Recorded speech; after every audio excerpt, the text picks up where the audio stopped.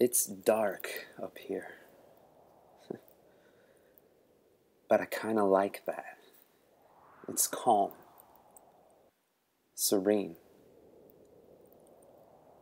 quiet.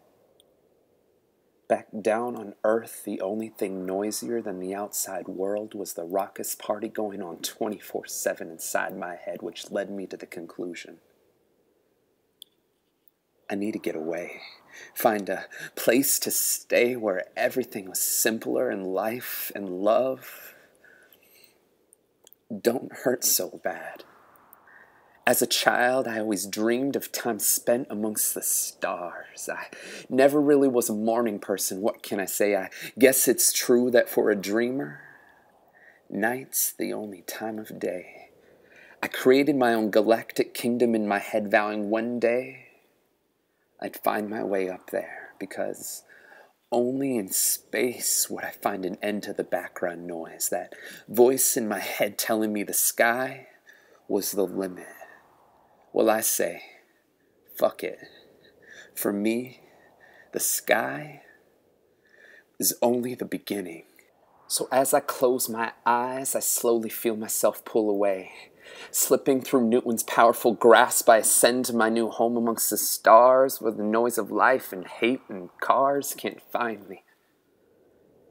I was truly free.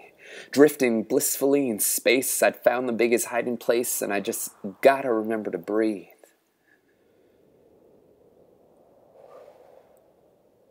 The air's thinner up here, so I have to take things slow and breathe. Over to my right, shining through the darkness of night, I see a cluster of stars, and I claim them as my own. I give them the name artifacts, the artists or craftsmen, because space belonged to me now, and I held all the power, and I wanted to create magic, to paint a beautiful starry canvas across the sky so the people down on Earth could look up high and see there's still beauty out there. Setting down my space brush, which, by the way, is a technical term I wouldn't expect you to understand, I started to float away as I told myself, let's get lost up here, knowing full well that it is only when we are lost that we can truly be found. And God, am I ready to be found? So come find me.